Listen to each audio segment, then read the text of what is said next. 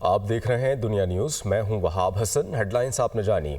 آپ کو بتائیں کراچی کے علاقے فیڈرل پی ایریا صغیر سینٹر کے قریب حادثے کے بعد مشتعل افراد کی جانب سے جلائے جانے والے ڈمپروں کے خلاف ڈمپر ایسوسی ایشن کا سپر ہائی وے پر احتجاجی دھرنا۔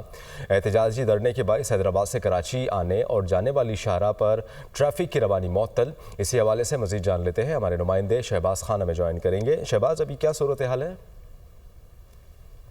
جی بالکل، فیڈرل ایریا صغیر سینٹر کے قریب جو ہے وہ ایک ٹریفک حادثہ ہوا تھا، جس کے بعد مشتعل افراد نے 7 ڈمپروں کو جو ہے وہ آگ لگا دی تھی۔ اس واقعے کے خلاف جو ڈمپر ایسوسی ایشن کی جانب سے سپر ہائی وے سوراب گوٹ کے مقام پر جو ہے احتجاجی دھرنا دیا جا رہا ہے۔ تقریباً 2 گھنٹے سے زائد کا وقت ہو چکا ہے اس دھرنے کو، اور جو مظاہرین ہیں انہوں نے حیدرآباد سے کراچی اور کراچی سے حیدرآباد جانے والے جو شاہراہ ہے وہ مکمل طور پر بلاک کر دی، جس کی وجہ سے جو ہے وہ اس وقت بدترین سپر ہائی وے پر جو ہے وہ ٹریفک جام کی صورتحال ہے۔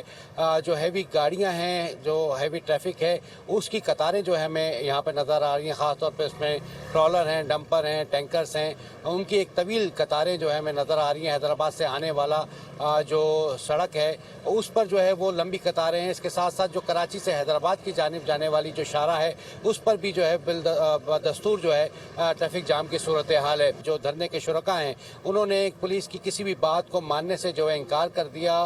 اسٹل وہ اپنے مطالبات پر ڈٹے ہوئے ہیں۔ ان کا کہنا ہے کہ جب تک جو ملوث افراد ہیں ان کو گرفتار نہیں کیا جاتا اور ساتھ ہی ساتھ ان کے نقصانات کا ازالہ نہیں کیا جاتا، اس وقت تک یہ سپر ہائی وے کو اسی طریقے سے بلاک رکھیں گے۔